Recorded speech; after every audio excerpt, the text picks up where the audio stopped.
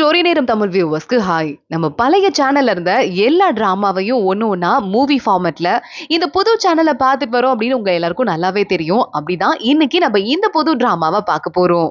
இது மூவி ஃபார்மேட்ல அடுத்தடுத்த எபிசோட் கண்டினியூவஸா வந்துட்டே இருக்க போகுது. சோ எந்த நோட்டிபிகேஷனையும் மிஸ் பண்ணாம இருக்கிறதுக்காக இப்பவே சேனலை சப்ஸ்கிரைப் பண்ணிக்கோங்க. பக்கத்துல இருக்கிற பெல் ஐக்கானையும் கிளிக் பண்ணிக்கோங்க. ஒரு நோட்டிபிகேஷன் கூட அப்பதான் உங்ககிட்ட இருந்து மிஸ் ஆகாது.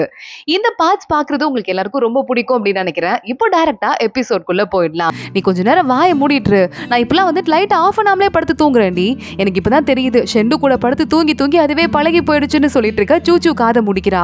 ஓ ரொமான்ஸ் கதையெல்லாம் எனக்கு வேணாம் அப்படின்னு. உடனே நம்ம யானியா நேரா கிளம்பி ஷெண்டுக்கு நிறைய சாப்பாடெல்லாம் கொடுத்துட்டு, இதுக்கு மேல நான் டெய்லி சமைச்சு தருவேன், அதுதான் நீ சாப்பிடுற, அப்பதான் உனக்கு கண்ணு சீக்கிரமா சரியா போகும், சாப்பிட்டு முடிச்சிட்டு புரியுதான். யானியா அங்கிருந்து கிளம்ப ட்ரை பண்ண ஷெண்டு டக்குன்னு அவளை எடுத்து மடியில உட்கார வச்சுக்கிறான். மேடம்க்கு அப்படி என்ன அவசரம், நீங்க எந்த கிளம்பி ஓட ட்ரை பண்ற, சாப்பிடும் போது கூட இருக்கலாம் இல்ல அப்படின்னு கேட்க, ஏன் சார் என்ன குழந்தையா, சாப்பிடும் போது ஒருத்தங்க ஊட்டி விடணுமா அப்படின்னு நம்ம யானியா கேட்க ஆரம்பிக்கிறா. ஷெண்டு உடனே ஒரு பன் எடுத்து வாயில வச்சுட்டு, ஒழுங்கா சாப்பிடு, நீ சமைச்சு கொண்டு வந்தியே அதை நீ முதல்ல சாப்பிடு அப்படின்னு சொல்ல யானியா வாயில வைக்கிறா. படு கேவலமா இருக்கு, என்னது இது இவ்வளவு கேவலமா இருக்குன்னு யானியா சொல்லிட்டு இருக்க. ஆனா எனக்கு பழகிடுச்சு நம்ம ஷெண்டு சாப்பிட ஆரம்பிக்கிறான். இதை பார்த்துட்டு தூரமா நம்ம அசிஸ்டன்ட் இருக்கானே, அவன் ஓடி வந்த யுன்சி பொண்ணுகிட்ட, பார்த்தல இதுக்கு பேதான் பிரிக்க முடியாத ஜோடிங்கிறது, இவங்க ரெண்டு பேரும் பார்த்தாலும் என் கண்ணே பற்றும் போலயே அப்படின்னு புகழ்ந்துகிட்டு இருக்கான். இங்க இன்னொரு பக்கம் பைத்தியமாயிட்டு ஒரு பையன் சுத்திக்கிட்டு இருக்கான், ஒய்ஃப் கூட இறந்து போயிட்டான்ட்டு. அந்த பையனுக்கு மறுபடியும் நெருப்பு பட்டாம்பூச்சி பக்கத்துல வர மாதிரி இருக்கு, என்னை விட்டுடு நம்ம கத்த ஆரம்பிக்கிறான். ஆனா அந்த பட்டாம்பூச்சி பக்கத்துல வந்துட்டு அவனை சுத்தி ஒரு கயிறு மாதிரி சுத்திக்குது. நேரா அவனை பீம்ல கட்டி தொங்க விட்டுருது. என்னை விட்டுருன்னு கத்த ஆரம்பிக்கிறான். அந்த இடத்துக்கு விசாரிக்கிறதுக்காக ஷெண்டுவும் யானியாவும் வர, அதுக்குள்ள நம்ம ஷெண்டுவோட அசிஸ்டன்ட் அவனை தூக்கி இருந்து கூட்டு போயிட்டோம், உயிரோட தான் இருக்கான், ஆனா பயங்கரமா அதிர்ந்து போயிருக்கான், ஒரு லைன் கூட அவனால முழுசா பேச முடியல. இதே மாதிரி தானே உங்க அக்காவையும் இந்த மாமாவையும் கூட கட்டி வச்சிருந்தாங்கன்னு அந்த அசிஸ்டன்ட் சொல்ல யானியா பாக்குறா. இதே மாதிரிதான் இருக்கு, கொலை பண்ணுங்கிறதுக்காகவே வச்சிட்டு இருக்காங்க, யார் இதை பண்ணிருப்பாங்கன்னு யோசிக்க ஆரம்பிக்கிறா. வெளியே போயிட்டு நம்ம யானியாவும் ஷெண்டுவும் பார்க்கும் போதே யாரோ ஒருத்தங்க கொடையை வச்சு மூஞ்ச மறைச்சிட்டு வேடிக்கை பாக்குறவங்க எல்லாம் கிளம்பி ஓடுற மாதிரி இருக்கு. ஷெண்டுவோட அசிஸ்டன்ட் போய் அவனை பிடிச்சி இழுத்துட்டு வரான். வந்து பார்த்தா அந்த லைப்ரரி இருப்பான்ல ஜின்னு சொல்லிட்டு, அவன் தான், ஏ நீ ஜி தானே, இங்க என்ன பண்ற அப்படின்னு யானியா கேக்குறா. இல்ல இந்த கேஸ்ல என்ன நடக்குதுன்னு பாக்குறதுக்காக வந்தேன், வேற ஒண்ணும் இல்ல அப்படின்னு அவன் சொல்லிக்கிட்டு இருக்கான். ஷெண்டு உடனே பார்த்து சரி ஓகே அடுத்து என்ன நடக்க போகுது அப்படின்னு பார்க்க, அப்போ ஒருத்தன் ஓடி வரான். அந்த கோவில் மாதிரி கும்பிட்டவங்க எல்லாம் நிறைய பேர் அரெஸ்ட் பண்ணி கூட்டு போனாங்கல்ல, அதுல ஒரு போலீஸ் செத்து போயிட்டாரு அப்படின்னு தகவல் வருது. ஊருக்குள்ள எல்லாருமே இனிமே இந்த கோவிலை யாராவது பகச்சுக்கிட்டா கடவுள் குத்தம் ஆயிடும், அது மாதிரி தப்பி தவறி கூட யாரும் பண்ணக்கூடாதுன்னு பேசிக்கிறாங்க. பஞ்சி இருக்கான், அவனும் இதெல்லாம் கேட்டுட்டே தான் இருக்கான். எங்க யானியா நேரா பஞ்சியை தேடி வந்துடுறா. உடனே ஒரு கோடு வேர்ட் மாதிரி சொல்லிட்டு நம்ம யானியா உள்ள போக, வாங்க மேடம் அந்த பவுடரை நான் கஷ்டப்பட்டு கண்டுபிடிச்சிட்டேன், வெஸ்டர்ன் ரீஜன்ல இருந்து தான் அது வந்திருக்கு, அது சாதாரண பவுடர் கிடையாதுன்னு அதை பத்தி சொல்ல ஆரம்பிக்கிறான். இதை கஷ்டப்பட்டு நான் ரொம்ப கண்டுபிடிச்சிருக்கேன், அதனால எக்ஸ்ட்ராவா கூலி போட்டு கொடுன்னு சொல்ல யானியா கிண்டல் பண்ணிட்டு போட அந்த பக்கம் கிளம்பி போயிடுறா. இங்க வேகமா உட்காந்து நம்ம ஷெண்டு அடுத்து ஒரு பிளான் போட்டுட்டு இருக்க. அந்த இடத்துக்கு அசிஸ்டன்ட் வந்து, நீங்க சொன்ன மாதிரியே நான் செக் பண்ணி பார்த்தேன், அந்த லைப்ரரியன் ஜி இருக்கானே அவனுக்கு ஏதோ உடம்புல வியாதி இருக்கு போல, அவனாவே போய் மெடிசன்லாம் பிரிஸ்கிரைப் பண்ணி போய் ஃபார்மசியில வாங்கியிருக்கான்னு சொல்ல, என்னவா இருக்கும்னு ஷெண்டு யோசிக்க ஆரம்பிக்கிறான். கரெக்டா பார்த்தா கதவுக்கு வெளியே ஒரு பொண்ணு ஓட்டு கேட்கறது தெரியுது.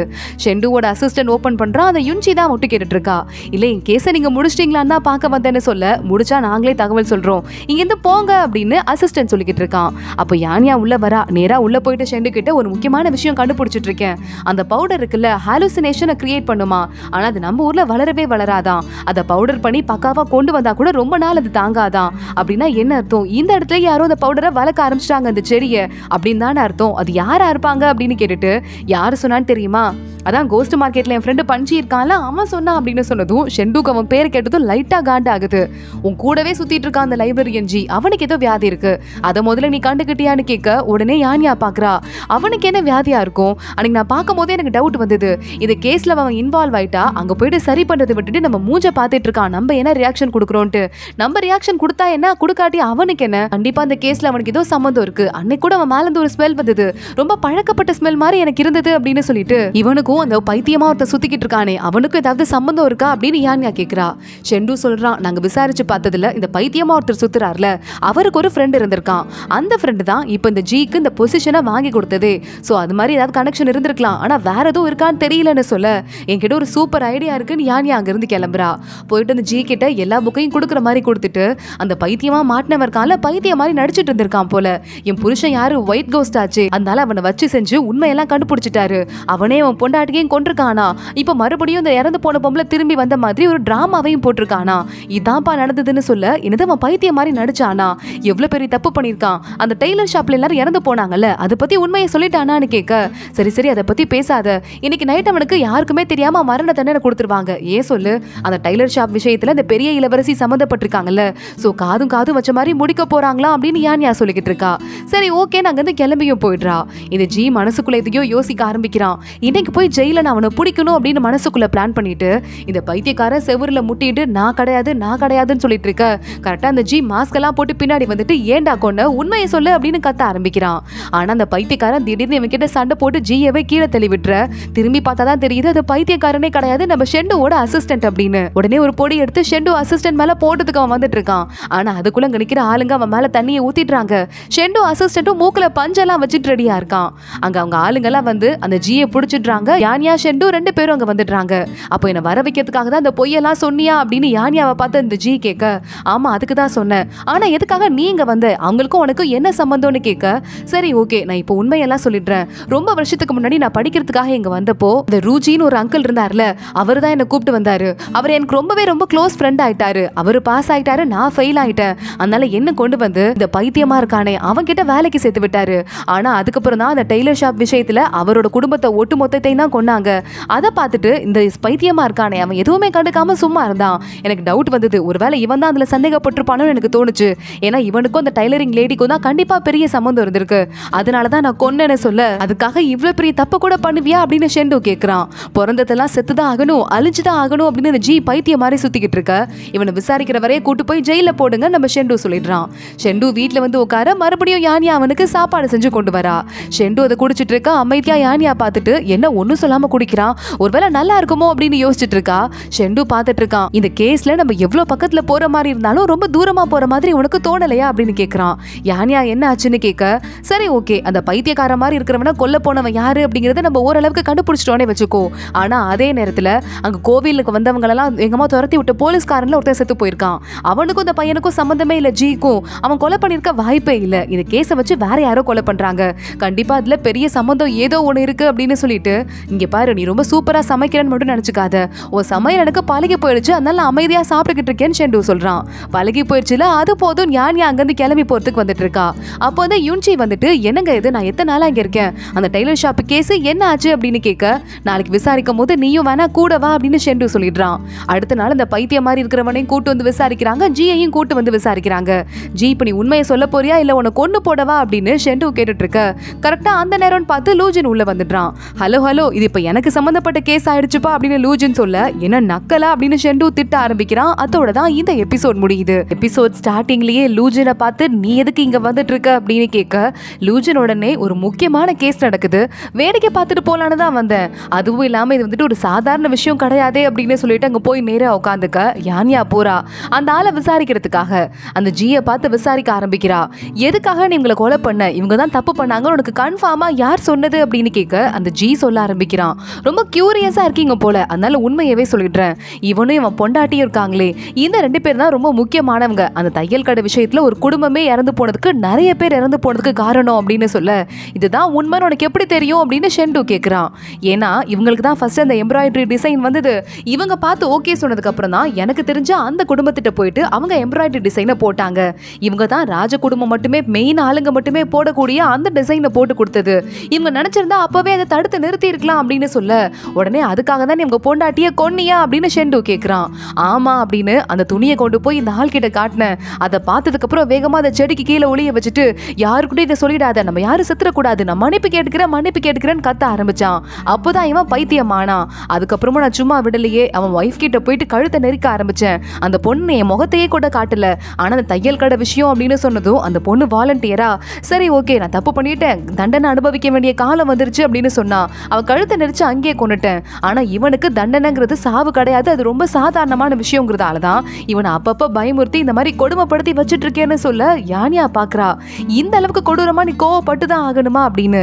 ஆமாங்க, ஆனா இது வந்துட்டு முக்கியமான ஒரு விஷயம் என்னன்னா, இதை வேற யாரும் ஏத்தி விட்டுக்கிட்டு இருக்காங்க, இவங்க 2 பேர் தான் முக்கிய குற்றவாளி, அது எனக்கு தெரிஞ்சு போச்சு. சரி அவங்க கிட்ட என்னால தண்டனையை வாங்கி கொடுக்க முடியாது, நானே கொடுத்துடலான்னு தான் ட்ரை பண்ணிக்கிட்டு இருக்கேன் அப்படின்னு ஜி சொல்லிக்கிட்டு இருக்கான். நான் தான் அந்த வீட்டுல போய் ரத்தத்துல எல்லாத்தையும் எழுதி வச்சேன், அதே மாதிரி யான்யா அந்த வீட்டுக்குள்ள வீட்டுக்குள்ள வந்தப்ப அவங்க மேல மயக்க பொடி அந்த இல்யூஷன் பொடியை தூவனதும் நான் தான். அதே மாதிரி இந்த வேலைக்காரனை கொண்டு டப்பால போட்டு எடுத்துட்டு நேரா கொண்டு போய் அந்த கோவில்ல போட்டதும் நான் தான். யானியா மயக்கத்திலே வந்ததால அவங்களுக்கு எதுவுமே தெரியல அப்படின்னு சொல்லிக்கிட்டு இருக்க.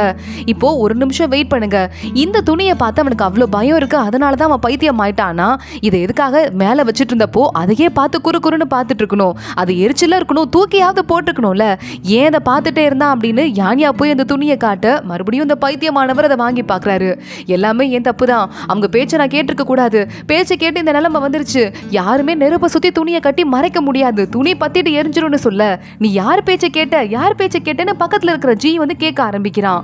அது வந்து யார் பேச்சு தெரியுமா அப்படின்னு, சென்ஹோ அப்படின்னு 5 வருஷத்துக்கு முன்னாடி செத்து போயிட்டால, இப்ப மறுபடியும் வந்துட்டு இருக்கான்னு சொல்றாங்களே, அந்த சென்ஹோ பேரை சொல்ல எல்லாரும் பயந்து போயிடுறாங்க. சென்ஹோவா அப்படின்னு ஜி அதுக்கு மேல பயந்து போயிடுறான். அப்பதான் யோசிச்சு பாக்குறான், யாரோ ஒருத்தங்க இந்த ஜி கிட்ட இன்ஃபர்மேஷன் கொடுத்து இவங்க தான் தப்பு பண்ணவங்க அப்படின்னு இந்த 2 பேரையும் கொல்ல வச்சிட்டு இருக்காங்கல்ல, அது ஒருவேளை சென்ஹோ தானோ அப்படின்னு யோசிச்சுட்டு அப்ப என்ன உண்மையாவே யூஸ் தான் பண்ணிருக்காங்களா அப்படின்னு ஜி கேக்குறான். யானியா ஆமான்னு சொல்றா. இப்போ ஜிக்கு பைத்தியம் பிடிக்கிற மாதிரி ஆயிடுச்சு. எல்லாருமே நெருப்புல போய் விழுற பூச்சியை பார்த்து சிரிப்போம், ஆனா நம்ம எல்லாருமே கூட அதுதான்.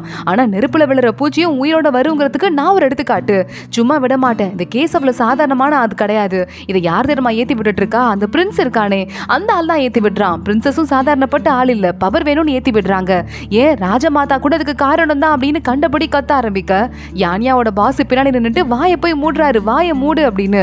ஷெண்டு பாக்குறான், இப்படி இவங்களெல்லாம் பத்தி பேசினாதான் அந்த கேஸை மறுபடியும் நாங்க ஓபன் பண்ணுவோங்கிறதுக்காக தான் இவங்கள பத்தி தப்பா பேசுற, கரெக்டானு கேட்க ஆமா அதான் உண்மை, அப்பதான் நீங்க அப்படி பேசுவீங்க, இந்த கேஸை மறுபடியும் ஓபன் பண்ணுவீங்க, நான் ஒன்னும் பைத்தியம் கிடையாது, நான் சொல்ல வேண்டியதெல்லாம் இப்ப சொல்லிட்டேன். ஷெண்டு பாக்குறான், சரி ஓகே, இந்த கேஸ் ராஜமாதா கிட்ட போயிட்டு மறுபடியும் விசாரணைக்கு வரணும்னு நீ ஆசைப்பட்டனா கண்டிப்பா தானே ராஜமாதாட்ட கொண்டு போறேன்னு சொல்ல லூஜன் சிரிக்க ஆரம்பிக்கிறான். அங்க சூச்சு இங்க ஒயிட் கோஸ்ட் பிளாக் கோஸ்ட் 2 பேரும் வேற வேற வழியில ட்ரை பண்ணாலும் கிட்டத்தட்ட ஒரே பாதையில போற மாதிரி எனக்கு தோணுதே அப்படின்னு யோசிக்க ஆரம்பிக்கிறா. இங்க கேஸை முடிச்சுட்டு எல்லாரும் வெளியே வராங்க. அப்ப லூஜன் நேரா நம்ம யானியாட்ட போயிட்டு, இந்த மாதிரி ஒரு அழகான திறமையான பொண்ணு எங்க டிபார்ட்மெண்ட் தான் எனக்கு எவ்வளவு பவர்ஃபுல்லா இருக்கும், என் டிபார்ட்மெண்ட்க்கு வரீங்களா அப்படின்னு கேட்டு யானியா பாஸை பார்த்து நீங்க என்ன சொல்றீங்க அப்படின்னு கேட்க, உடனே நீங்க என்னதான் இருந்தாலும் ஒரு இங்க வேலை பார்க்குற பொண்ணு, அதை விட முக்கியமா அவங்க ஒயிட் கோஸ்டோட பொண்டாட்டி, அவங்க எப்படிங்க உங்க டீமுக்கு வர முடியும் அப்படின்னு அவர் கேட்கிறாரு. இந்த பொண்ணு மாதிரி சுதந்திர பறவைலாம் ஒரு மரத்துல இருக்காது, அது பாட்டுக்கு பறந்துட்டே இருக்கிறதுக்கு தான் ஆசைப்படும் அப்படின்னு சொல்லிட்டு நீங்க என்ன சொல்றீங்க யானியா அப்படின்னு கேட்க யானியா வேகமா போயிட்டு ஷெண்டு பக்கத்துல நினைக்கிறா. எனக்கு இந்த மரமே பிடிச்சிருக்கு, நான் இங்கே எப்பவுமே இருந்துக்கிறேன் அப்படின்னு சொல்லிக்கிட்டு இருக்கா. ஷெண்டு நக்கலா லூஜனை பார்த்து சிரிச்சுட்டு அங்கிருந்து கிளம்பி போக யானியா பின்னாடியே ஓடிட்டு இருக்கா. இங்க யானியா மனசுக்குள்ள நிறைய குழப்பம் இருந்துட்டு இருக்கு. நேரா போய் ஷெண்டு மேலேயே ஒரு முட்டிட்டு இருக்க. ஷெண்டு பாக்குறான், என்னாச்சு மனசுக்குள்ள என்ன ஓடுதுன்னு கேட்கறான். உடனே பக்கத்துல நிக்கிற யூன்ச்சியை குறுன்னு பார்த்துட்டு இருக்கா யானியா. யூச்சி உடனே நான் எந்த கிளம்புறேன் அப்படின்னு கிளம்பி போயிட, இப்ப சொல்லு அப்படின்னு ஷெண்டு கேட்கறான். இல்ல அது வந்து என்ன பிரச்சனைனா, அந்த யூன்ச்சி இருக்கா இல்ல, இதுவரை எந்த கேஸ்ல இல்லாத அளவுக்கு இன்னைக்கு பயங்கரமா ஆர்வம் காட்டி கூடவே வரேன்னு சொல்லியிருக்கா. இந்த கேஸை பத்தி தான் அவ கண்டுபிடிக்கணும்னு எனக்கு ட்ரை பண்றான்னு புரியுது, ஆனாலும் என்ன ரீசன், இதுல வேற ஏதோ ஸ்பெஷல் ரீசன் இருக்க மாதிரி தெரியலையா, இவளுக்கு ஏதாவது தெரிஞ்சிருக்குமோ அப்படின்னு கேட்க ஷெண்டு சொல்றான், இவளை பத்தி நான் இன்னும் விசாரிச்சு பார்த்துட்டேன், இவளுக்கு இதுக்கு மேல பெருசா விஷயம் தெரிஞ்ச மாதிரி இல்ல, ஆனா அவளோட அம்மா அப்பா இருக்காங்கல்ல, கண்டிப்பா அவங்களுக்கு ஏதாவது விஷயம் தெரிஞ்சிருக்கும், அதனாலதான் நான் வந்துட்டு இப்ப டைரக்டா போய் விசாரிக்க முடியாது, ஏன்னா கோர்ட்ல கேஸ் நடக்கிற வரையும் அவங்க உயிரோட இருப்பாங்களா நமக்கு தெரியாதுன்னு சொல்ல, அதுக்காக தான் சார் இந்த பொண்ணை கூட்டு வந்து வீட்லயே வச்சுட்டு இருக்கீங்களாக்கோ அப்படின்னு கேட்டுட்டு இருக்கா. ஆமா அப்படின்னு நம்ம ஷெண்டு சொல்ல, இந்த கேஸ் ரொம்ப ரொம்ப சீரியஸா போயிட்டு இருக்கு அப்படின்னு யானியா சொல்லிக்கிட்டு இருக்கா. இந்த கேஸ் உண்மையாவே ராஜமாதாட்ட கொண்டு போறீங்களா அப்படின்னு கேட்க, யாராவது ஒருத்தவங்க கொண்டு போய் தானே ஆகணும் அப்படின்னு நம்ம ஷெண்டு சொல்றான். அப்பனா சரி பரவாயில்ல, ரொம்ப பயமே இல்லாத ஆள் தான், ஆனா இந்த கேஸ் ராஜமாதாட்ட போறதால உங்களுக்கு ஏதாவது ஆபத்து வந்துடும் உங்களுக்கு கவலையே இல்லையான்னு கேட்க ஷெண்டு பக்கத்துல வரான். பரவாயில்லையே, யானியா எதுக்கும் பயப்படாத பொண்ணு நினைச்சேன், ஒரு வழியா அவளுக்கும் பயம் ஒண்ணு இருக்கா, அப்ப என்ன பத்தின அக்கறை அவ்வளோ இருக்கா அப்படின்னு கேட்க, அதெல்லாம் இல்லையே, நான் உன்னை பத்தி கவலையப்படல, நான் உன் பொண்டாட்டின்னு ஊர் முழுக்க தெரியும், நீ ஏதாவது மாட்டினா நானும் மாட்டுவேன், அதை பத்தி தான் கவலைப்பட்டுக்கிட்டு இருக்கேன் அப்படின்னு நம்ம சொல்ல ஆரம்பிக்க ஷெண்டு சிரிச்சுட்டே பக்கத்துல வந்துட்டு இருக்கான். யாருக்கும் எந்த ஆபத்தும் வராது, இந்த கேஸ் இப்போதைக்கு என் கண்ட்ரோல்ல தான் இருக்கு அப்படின்னு ஷெண்டு சொல்றான். சரி ஓகே, நான் உன்னை பத்தி கவலைப்படலன்னு சொன்னேன்ல அப்படின்னு மறுபடியும் யானியா சொல்ல, பின்னாடி யூன்ச்சி நின்று ஓட்டு கேட்கறத ஷெண்டு பாத்துடுறான். அவ பக்கத்துல போயிட்டு அந்த யூன்ச்சி பின்னாடி நின்று ஓட்டு கேட்கறதுக்கு ட்ரை பண்ணிட்டு இருக்கா. செல்லம் அதனால சீக்கிரமா வீட்டுக்கு வந்துருச்செல்லும், விசாரணைன்னு சொல்லிட்டு வெளியே போய் சுத்தாதன்னு கேட்க, இந்த பொண்ணு மேலதான் இவ்வளவு டவுட் இருக்குல்ல, அது கொண்டு வந்து வீட்லயே வச்சிட்டு இருக்கான் பாரு அப்படின்னு திட்டிட்டு யானியா அங்கிருந்து கிளம்பி போறதுக்கு ட்ரை பண்றா. நம்ம ஷெண்டு இந்த பக்கமா போக யானியாவும் பின்னாடியே குடுன்னு ஓட ஆரம்பிக்கிறா. இங்க நம்ம யானியா வேகமா வந்து பாஞ்சியை பார்த்து பக்கத்துல உட்காந்து டீயை அவசர அவசரமா குடிச்சிட்டு, டே எனக்காக நீ ஒரு ஆளை கடத்திட்டு வரணும்டான்னு சொல்ல, பாஞ்சி வாயில குடிச்ச டீ எல்லாம் துப்பிடுறான். சாரி கூட்டிட்டு வரணுங்கிறத தான் அப்படி சொன்னேன், தப்பா எடுத்துக்காத, அந்த ஊரு ஒண்ணு சொல்றேன், அந்த ஊருக்கு போய் நான் சொல்ற ஆளை கூட்டிட்டு வரணும்னு சொல்ல, உடனே பாஞ்சி பாக்குறான், உன் வீட்டுல யுன்சின்னு ஒரு பொண்ணு இருக்காலாமா, அந்த பொண்ணுக்கு ஓ இடத்து மேல ஒரு கண்ணாமே, எப்படியாவது ஷெண்டுவை கரெக்ட் பண்ணணும்னு ஆசைப்படுறா, அந்த பொண்ணை மிரட்டுறதுக்காக தான் யாரையாவது கடத்த சொல்றியா அப்படின்னு கேட்க, அதெல்லாம் இல்ல, இது கேஸ் சம்பந்தப்பட்டமான விஷயம், அது மட்டும் இல்லாம நான் போகும்போது உனக்கு ஒரு பேப்பர் தரேன், இதெல்லாம் அந்த சென்ஹோ இருக்கால அந்த லேடி கொன்ன ஆளுங்க, அந்த லேடி வந்துட்டு 5 வருஷத்துக்கு அப்புறம் வந்து கூட இத்தனை கொலைலாமா பண்ண முடியும், அதை பத்தி உங்க குடும்பத்துக்கிட்ட லைட்டா விசாரிச்சுட்டு வந்தா வசதியா இருக்கும்னு சொல்ல, இவ்வளோத்தையும் நான் விசாரிச்சுட்டு வருவேன், மேடம் எனக்கு சாப்பாடு வாங்கி கொடுப்பீங்களா, சரி ஓகே பரவாயில்ல, நான் உனக்கு ஒன்று வச்சுட்டு இருக்கேன்னு ஒரு விசிறி ஒன்று கொடுக்குறான், இதுல மெக்கானிசம் இருக்கு, இதுக்குள்ள வந்து நம்ம பவுடர் போட்டு வச்சுக்கலாம், லைட்டா அந்த விசிறியை விரிக்கிற மாதிரி சும்மா திருப்பினா போதும், அந்த பொடி அங்க மேல பட்டு மயக்க மருந்து போட்டனா அங்க இருக்கவங்க மயங்கி விழுந்துருவாங்க, இல்லனா விஷம் போட்டனா விஷம் கூட போயிடும், ஆனா அந்த விசிறி ரொம்ப கேர்ஃபுல்லா நீ ஹேண்டில் பண்ண வேண்டியது, இப்போ அதுல மயக்க மருந்து இருக்கு, ஒரு மாடே கூட மயங்கி விழுந்துரும் அப்படின்னு சொல்லிக்கிட்டு இருக்கான். பரவாயில்லையே நல்லதா இருக்குன்னு யானியா அதை வாங்கி வச்சுக்கிறா. அங்கிருந்து லைட்டா எட்டி பார்த்துட்டு இருக்கா யானியா. அப்ப எல்லாருமே மறுபடியும் இந்த சென் ஹவுன் ஒரு பொம்பளை வந்துட்டா, எல்லாருக்கும் ஆபத்து அப்படின்னு பேசிட்டு இருக்காங்க. இந்த விஷயம் முழுக்க முழுக்க பரவிடுச்சு, இதை கண்ட்ரோல் பண்றது கஷ்டம்னு யானியாக்கே தெரியுது. யானியா நேரா கிளம்பி அந்த துணி கடை இருக்குல்ல அந்த கடைக்கு போயிட, இன்னும் எக்கச்சக்கமா ஆளுங்க இருக்காங்க. யானியா உள்ள போயிட்டு இருக்கா, எக்கச்சக்கமா மக்கள் கூடி போயிட்டு இதுக்கு மேல என்ன ஆக போதோ தெரியலன்னு பேசிட்டு இருக்க. யானியா வெளியே வந்துட்டு இருக்கா. ஆப்போசிட்ல பார்த்தா ஷெண்டுவோட அசிஸ்டன்ட் இறங்கி நிற்கிறான். இதை பார்த்துட்டு யானியா அங்கிருந்து கிளம்பி வேகமா வீட்டுக்கு வந்து ஷெண்டு கூட சாப்பிட ஆரம்பிக்கிறா. இவ்வளவு லேட்டா வந்துட்டு இருக்கா, வெளியே சாப்பிட்டியா இல்லையா நம்ம ஷெண்டு கேட்க, லேட்டா வரதா கேஸ் தான் காரணம், அதுக்காக சாப்பிடாமலே இருக்க முடியுமா, அப்பெல்லாம் சாப்பிடாம தான் எனக்கு ரொம்ப டயர்ட் ஆயிடும், அதெல்லாம் நான் சாப்பிட்டு தான் வருவேன், நீ சாப்பிடு, எதுக்காக வெயிட் பண்ணிக்கிட்டே இருக்க, அதுவும் வர வழியில அந்த ஒர்க் ஷாப் இருக்குல்ல துணி கடை, அங்க போயிட்டு வந்தேன், அங்க போயிட்டு அதுக்கப்புறமா அங்கேயும் கொஞ்சம் விசாரிச்சுட்டு அதுக்கப்புறம் சுத்தி பார்த்தா உன் அசிஸ்டன்ட் வேற அங்க நின்றுட்டு இருந்தான். அப்பதான் எனக்கு புரிஞ்சுது, நீ தான் வேணும்னே ஆளுங்களை அமுச்சு விட்டு அடிச்சுக்காத மாதிரியும் பார்த்துட்டு இருக்க, உன் அசிஸ்டன்ட் வச்சு மக்கள் என்ன பேசுறாங்கன்னு பார்த்துட்டு இருக்கன்னு புரிஞ்சுது அப்படின்னு சொல்ல ஷெண்டு பாக்குறான். நைட்டு நேரத்துல நல்ல வேலை நான் ஒரு அசிஸ்டன்டா கமிச்சு வச்சிருந்தேன், இல்லைன்னா உனக்கு கொஞ்சம் கூட உயிர் மேல பயமே இல்லையா, என்ன ஆகுறது அப்படின்னு கேட்க, தெரியும்பா எனக்கு எல்லாமே தெரியும், இது எல்லாமே ஓன் பிளான் தானே, மக்கள் எல்லாம் கூடி கூடி பேசிக்கிட்டு இருக்காங்க, எதுக்காக வெயிட் பண்ற, நம்ம ராஜமாதாவே கூப்பிட்டு இந்த கேஸை ஓபன் பண்ணுன்னு சொல்லணும், அதுக்காக தானே நீ வெயிட் பண்ணிட்டு இருக்க, உன்னை பத்தி தெரியாதுன்னு நினைச்சிட்டு இருக்கியான்னு கேட்டு மறுபடியும் யானியா சாப்பிட ஆரம்பிக்கிறா. இது என்ன புது விசிறியா இருக்கு அப்படின்னு நம்ம ஷெண்டு வேகமா அவன் கையில இருந்து அந்த விசிறியை புடுங்கி ஓபன் பண்ண, அதுல இருந்த மருந்தெல்லாம் யானியாவோட சாப்பாட்டுல லைட்டா கொட்டிருது.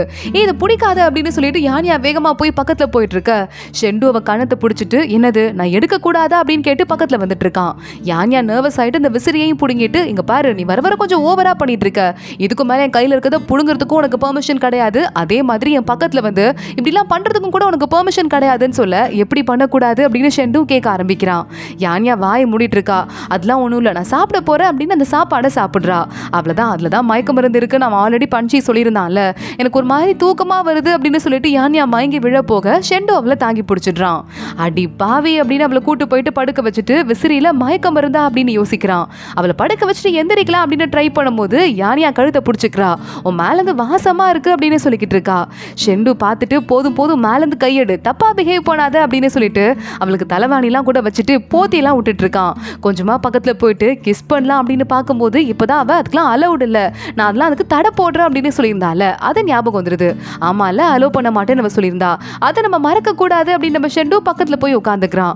இப்போ இந்த விசிறிக்கும் சேர்த்து நான் அவனுக்கு காசு கொடுக்கணும் போல இந்த பஞ்சிக்கு, இப்போ நீ நல்லா தூங்கு, நாளை காலை நான் போய் கேஸை முடிச்சுட்டு வந்துடுறேன் அப்படின்னு ஷெண்டு தூங்குறதுக்கு போயிடுறான்.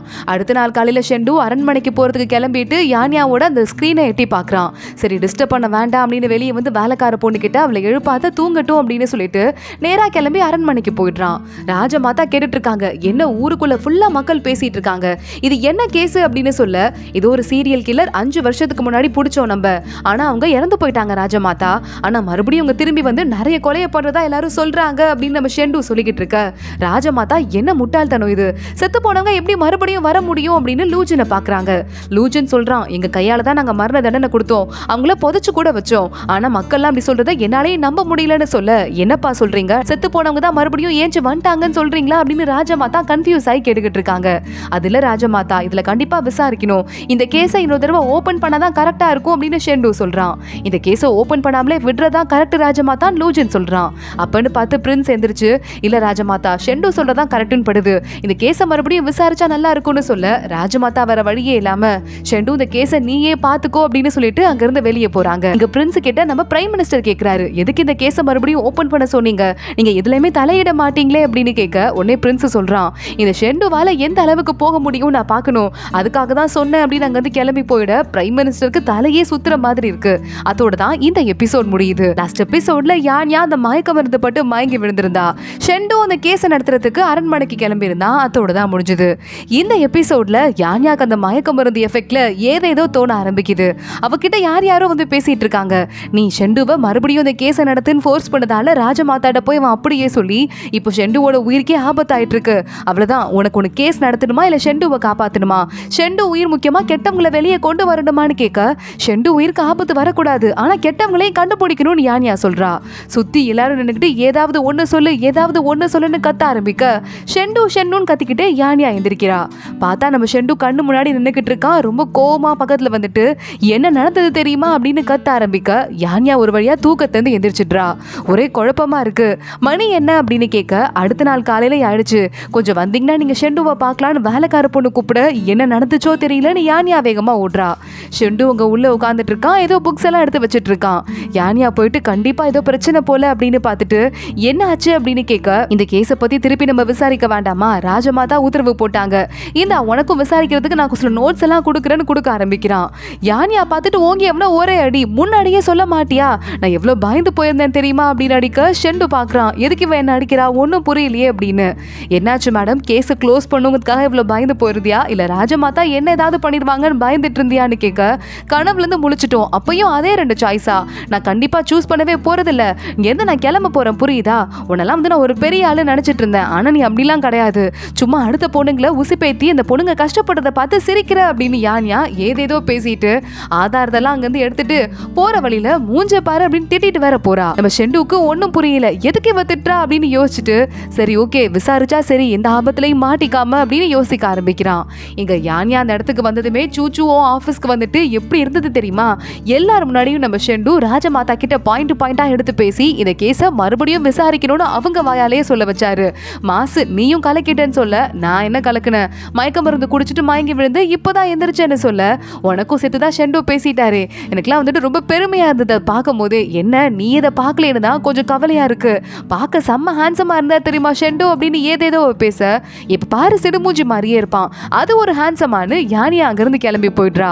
ஷெண்டு காதுல இது விழுந்துருது. திரும்பி பார்த்து அசிஸ்டன்ட் கிட்ட என் மூஞ்சி அசிங்கமாவா இருக்குன்னு கேட்க, இல்லைன்னு தலையாடுறான். போய் தொலை அந்த பக்கம் அப்படின்னு ஷெண்டு கிளம்ப ஆரம்பிக்கிறான். அப்போ கரெக்டா அந்த பக்கமா யுன்சி வந்துட்டு இருக்கா. அசிஸ்டன்ட் கூப்பிட்டு ஷெண்டு கிட்ட போய் பக்கத்துல வாயை கொடுத்து வச்சிடாத, செம்ம கடுப்புல இருக்காரு, பார்த்து போயிடுன்னு சொல்ல, யோ உன் வேலையை பாரியா அப்படின்னு அந்த பொண்ணு சொல்லிக்கிட்டு இருக்கா. அசிஸ்டன்ட் கேட்கறான், நான் கேட்கறேன்னு தப்பா எடுத்துக்காத, உன் அம்மா அப்பாலாம் அங்க இருக்கும் போது நீ மட்டும் ஆதாரத்தை எடுத்துட்டு எதுக்காக இவ்வளவு தூரம் வந்துட்டு இருக்க, உன் அம்மா அப்பாக்கு இதுல ஏதாவது தெரியுமா அந்த கேஸ்ல அப்படின்னு கேட்க, என்னையே விசாரிக்கிறியா, என் அம்மா அப்பாவையே சந்தேகப்படுறியா, போடா அந்த பக்கம் அப்படின்னு அந்த பொண்ணு கிளம்பி போயிடுறா. அசிஸ்டன்ட் இவளுக்கு பின்னாடி என்ன கதை இருக்கு அப்படின்னு பார்த்துட்டு இருக்கான். இதே நேரம் ஒரு வீட்டுக்குள்ள எக்கச்சக்கமான இந்த பூச்சி எல்லாம் பறந்து வரும்ல, கூட்டமா பறந்து ஒன்னா நுழைய ஆரம்பிக்குது. எல்லாருமே பேச ஆரம்பிக்கிறாங்க. அந்த பிரின்சஸோட வீடு இருக்குல்ல, அதுக்குள்ளதான் அந்த பூச்சி எல்லாம் போயிருக்கு, கண்டிப்பா அவங்களுக்கும் இந்த கேஸ்க்கும் நடுவில் பெரிய சம்பந்தம் இருக்கு அப்படின்னு சொல்லிட்டு பிரின்சஸை பத்தி மோசமா பேச ஆரம்பிக்கிறாங்க. இந்த நேரத்துல பிரின்சஸ் நேரா அந்த மூத்த பிரின்சஸ் கோவில் இருக்கால சாமியாரா, அவளை பார்க்க வந்துட்டு, அத்தை இந்த கேஸை மறுபடியும் நடத்த சொல்லி உத்தரவு வந்திருக்கு, அதை பத்தி உங்களுக்கு கவலையே இல்லையான்னு கேட்டுட்டு இருக்கா. நான் எதுக்குமா கவலைப்படணும், இறந்து போனவங்க உயிர் மறுபடியும் திரும்ப வரவா போகுது, சோ என்ன நடந்தாலும் எனக்கு கவலை இல்லைன்னு சொல்ல, அத்தை உனக்கு தெரியாதது இல்ல, இந்த கேஸுக்கே நான் தான் காரணம், உன் புருஷன் இறந்து போனதுக்கும் நான் தான் காரணம் என்னை பத்தி எல்லாரும் சொல்லிக்கிட்டு இருக்காங்க, அதை தெரிஞ்சுக்க கூட உனக்கு ஆசை இல்லையா, அத்தை நான் எதுவுமே பண்ணல, நான் அதுக்கெல்லாம் காரணம் கிடையாதுன்னு சொல்ல, அப்பயும் உன் மனசு ஏன் இவ்வளவு குழம்பி போய் கிடக்குன்னு அவங்க அத்தை கேட்கறாங்க. அது எனக்கு தெரியல, இந்த கேஸ்க்கு ஒரு முடிவு கொண்டு வர வரைய என் மனசு இப்படிதான் இருக்கும் போல அப்படின்னு பிரின்சஸ் சொல்லிக்கிட்டு இருக்கா. இதுக்கு மேல எனக்கு வந்துட்டு எதுவும் ஆசை இல்லம்மா, இங்கேயே நான் கடைசி வரையும் இருப்பேனா இல்லையான்னு எனக்கு தெரியாது, ஆனா உனக்கு ஹெல்ப் பண்ண முடியாது அப்படின்னு உங்க அத்தை தெளிவா சொல்லிட, சரி ஓகே இதுக்கு மேல என்னால ஒன்னும் உங்கள்கிட்ட சொல்ல முடியாது, என் தம்பி எனக்கு வந்துட்டு இருக்கான், அவனுக்கு மட்டும் ஜோசியம் பார்த்திருக்கீங்க கைரேகையை பார்த்து, எனக்கு பார்க்க மாட்டீங்க, நான் கிளம்புறேன் அப்படின்னு பிரின்சஸ் அங்கிருந்து கிளம்புறா. அப்போ வரத்துக்காக ஷெண்டு கோயில் வாசலையே வெயிட் பண்ணிட்டு இருக்கான். என்னையும் சந்தேகப்படுறியா, இங்க வரைய வந்திருக்க அப்படின்னு பிரின்சஸ் கேட்க, இல்ல உங்க மேல எக்கச்சக்க பழி இருக்கு, அந்த பழியெல்லாம் தொடச்சுக்கிறதுக்கு நான் ஒரு சான்ஸ் தரேன், அதை நீங்க கேட்பீங்களா அப்படின்னு ஷெண்டு கேட்டுட்டு இருக்கான். இங்க நம்ம ஷெண்டுவோட வீட்டுக்கு 2 பெரிய பாக்ஸ் எடுத்துட்டு மறுபடியும் ஊருக்கு போயிருந்தால பஞ்சி அவன் வரான். பாக்ஸ் ஓபன் பண்ணா உள்ள இருந்து ஒரு மனுஷங்க 2 பேர் வராங்க. பார்த்தா அது நம்ம யுன்சி வீட்டுல இருக்கால அவளோட அப்பா அம்மாவா. யுன்சி கிட்ட அவங்க வேகமா போய் நின்னுக்கிட்டு, இந்த பையன் இருக்கானேப்பா பஞ்சி, இங்க 2 பேரையும் கடத்திட்டு வந்துட்டான்னு சொல்லிட்டு, இல்ல இந்த சார் கூட்டிட்டு வந்தாரு அப்படின்னு சமாளிக்கிறாரு. பஞ்சியும் யானியா காதுல போய் கலக்கிட்டேனா அப்படின்னு கேட்டுட்டு இருக்க, கரெக்டா அந்த பக்கமா நம்ம ஷெண்டு வந்து பொறாமையில பொங்கிட்டு இருக்கான். அப்பன்னு பார்த்து வேகமா யுன்சி போயிட்டு, என் அம்மாவையும் அப்பாவையும் கூட்டு வந்ததுக்கு ரொம்ப தேங்க்ஸ் அப்படின்னு பல்ல காட்டுறா. இந்த விஷயத்த நீயே பாத்துக்கோன்னு ஷெண்டு அங்க இருந்து கிளம்பி போயிட, வாங்க உங்களை கூட்டு போய் நான் தங்க வைக்கிறேன் அப்படின்னு யான்யா அவங்க அம்மா அப்பாவெல்லாம் கூட்டு போய் தங்க வைக்கிறதுக்கு ஏற்பாடு பண்றா. அப்ப பஞ்சி சொல்லிட்டு இருக்கான், இது மட்டும் இல்ல, ஒரு முக்கியமான விஷயத்தையும் கண்டுபிடிச்சேன், நீ விசாரிக்க சொன்னல அப்படின்னு ஏதோ ஒரு விஷயத்த சொல்ல ஆரம்பிக்கிறான். அடுத்து யான்யா நேரா ஷெண்டுவை கூட்டிட்டு ஒரு ரூம்குள்ள வரா. உள்ள பார்த்தா யுன்சியோட அம்மா அப்பா இருக்காங்க. மாப்பிள்ள வணக்கம் அப்படின்னு ஒரு வணக்கத்தை போடுறாங்க. யான்யா கதவை க்ளோஸ் பண்ணிட்டு, உங்க பொண்ணுக்கு அவமானமா எந்த கெட்ட பேரும் வந்துடக்கூடாதுன்னு தான் இங்க தங்க வச்சிருக்காரு ஷெண்டு. அந்த பொண்ணை கல்யாணம் பண்ணிக்கிறதுக்கு எந்த ஐடியாவும் அவர்கிட்ட இல்ல. ஆனா உண்மையை சொல்லுங்க, அந்த பொண்ணு கிட்ட ஆதாரத்தை கொடுத்து நீங்க விசாரிக்கிறதுக்காக இவ்வளவு தூரம் அனுப்பியிருக்கீங்க. உங்க 2 பேருக்கும் எதுவும் தெரியாம இருக்கிறதுக்கு வாய்ப்பே இல்ல. என்ன நடந்துச்சு அந்த கேஸ்ல? நீங்க அவ்வளவு இந்த ஃபேமிலியோட இன்வால்வ் ஆயிருக்கீங்க, தையல் கடையோட. ஆனா உங்களுக்கு எந்த கெட்ட பேரும் வரல, நீங்களும் குறுக்க வந்து எதுவும் பேசல. இதுக்கெல்லாம் என்ன காரணம்னு கேட்க அவங்க 2 பேரும் சொல்லாமலே இருக்காங்க. சரி, இந்த 3 பேரையும் வெளியே அனுப்பு, ஏற்கனவே வெளியே ஆவி நடமாட்டம் சுத்திக்கிட்டு இருக்கு அப்படின்னு ஷெண்டு சொல்லிடுறான். அந்த 2 பேரும் டக்குன்னு காலில் விழுந்து, இல்லங்க நாங்க சொல்லிடுறோம், என்ன பிரச்சனை அப்படின்னா அந்த குடும்பத்தோட நாங்க ரொம்ப க்ளோஸா தான் இருந்தோம், தையல் குடும்பத்தோட நாங்க காப்பாற்றணும்னு கூட நினைச்சோம். ஆனா அப்ப எங்க கிட்ட ஒருத்தர் வந்து எங்களை பயங்கரமா மிரட்டினாரு. இதுக்கு மேல அந்த குடும்பத்துக்கு ஹெல்ப் பண்ண போனா உங்க பொண்ணை நாங்க கொன்றுவோம்னு சொன்னாரு. அதனால எங்களால எதுவுமே பேச முடியல. அந்த தையல் குடும்பம் எந்த தப்புமே பண்ணல, ஆனாலும் கண்ணு முன்னாடியே உயிரை விட்டுட்டாங்க. எங்க பொண்ணை காப்பாத்துறதுக்காக தான் நாங்க இப்படி பண்ணோம். அதே மாதிரி இப்பயும் இவன் பொண்ணு கையில போய் ஆதாரத்தை கொடுத்து விசாரிக்க சொல்லு, ஷெண்டுவை போய் அப்ரோச் பண்ண சொல்லுன்னு ஒருத்தங்க சொன்னாங்க. அதனாலதான் என் பொண்ணு இங்க வந்துட்டு இருக்கா. ஆனா அவளுக்கே இந்த உண்மை தெரியாது, மிரட்டின விஷயம்லாம் அவன் நியாயம் தேடிதான் வந்துட்டு இருக்கான்னு சொல்ல, யார் உங்ககிட்ட இதெல்லாம் சொல்ல சொன்னது அப்படின்னு ஷெண்டு கேக்குறான். அது இந்த சென்ஹாவ் அப்படின்னு ஒரு பொம்பளை செத்து பொழைச்சிருக்கால, அந்த பொம்பளை தான் அப்படின்னு சொல்ல இங்க எல்லாரும் ஷாக் ஆயிட்டு இருக்காங்க. இதெல்லாம் ஓட்டு கேட்டுட்டு வேகமா அந்த யுன்சியும் உள்ள வந்துடுறா.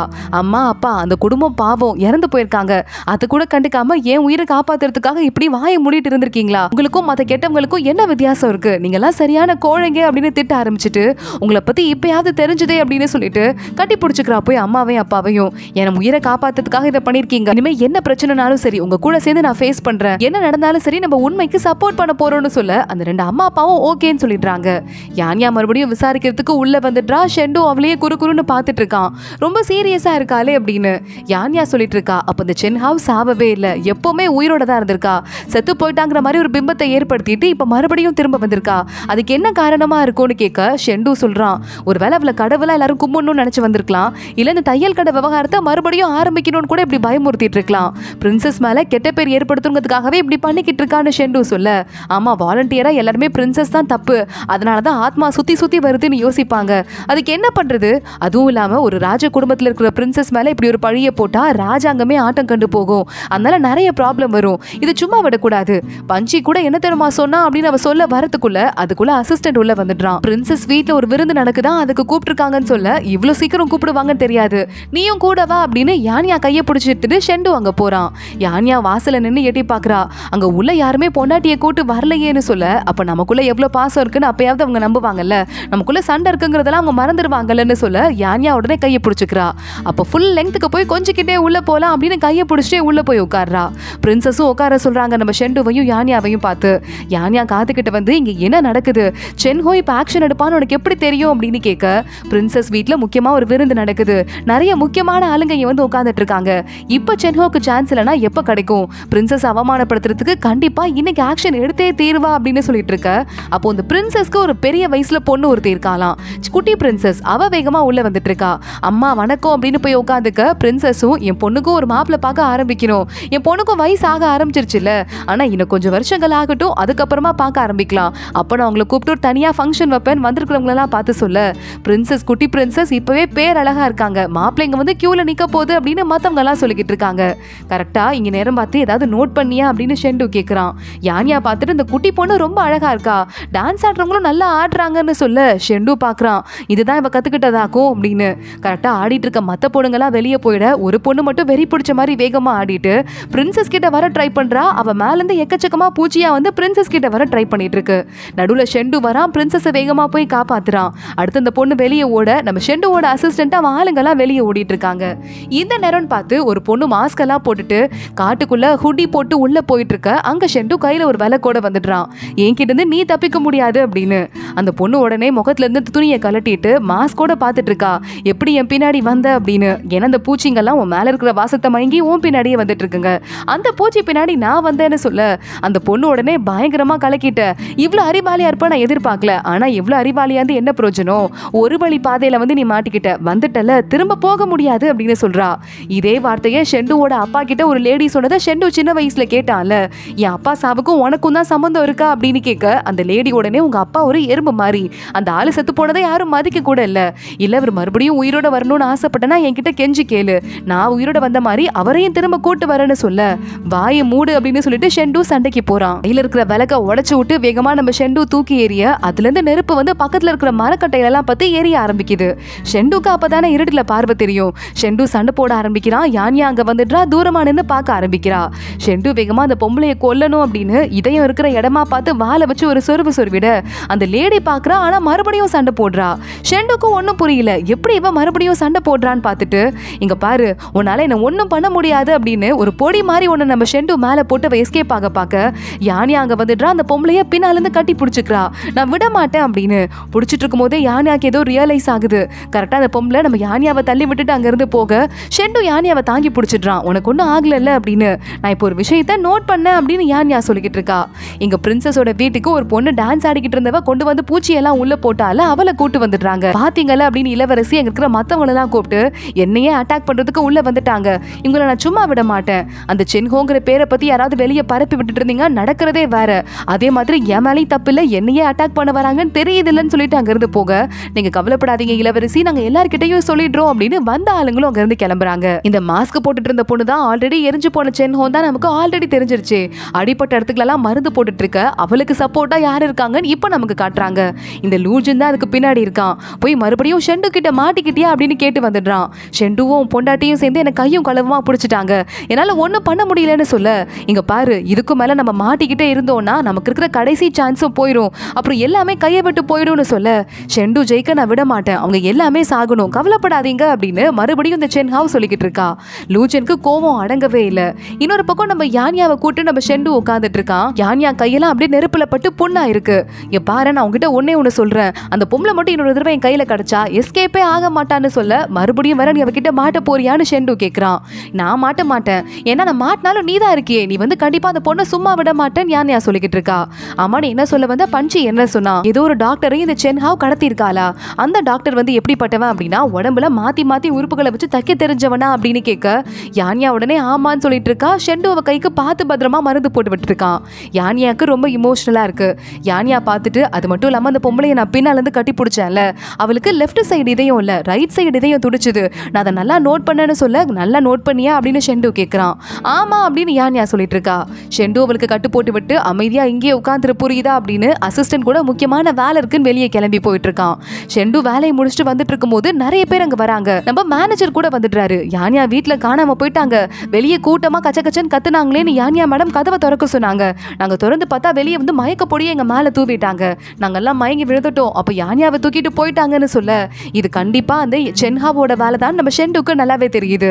நேரா அந்த துணி கடைக்கு கிளம்பி போயிடுறான். அங்க பார்த்தா யானியாவோட அக்காவை கட்டி வச்சிருந்த மாதிரியே யானியாவை ஒரு கூடாரத்துல கட்டி வச்சுட்டு அந்த லேடி பூச்சிக்கு நடுவுல வந்து இறங்குறா. அங்க இருக்கிற மக்கள் எல்லாருமே போதை மருந்தால பாதிக்கப்பட்டிருப்பாங்க போல. இவ சொல்ற ஒவ்வொரு வார்த்தையும் திரும்ப திரும்ப சொல்லிக்கிட்டே இருக்காங்க. இப்ப பாருங்க நான் என்ன பண்ண போறேன்னு அப்படின்னு இதயம் இருக்கிற இடத்துல அவ குத்திக்க, இதயம் இருக்கிற இடத்துல குத்தியும் அவங்க சாவலன்னா அவங்க கடவுள் தானே அப்படின்னு மத்தவங்க எல்லாம் பேச ஆரம்பிக்கிறாங்க.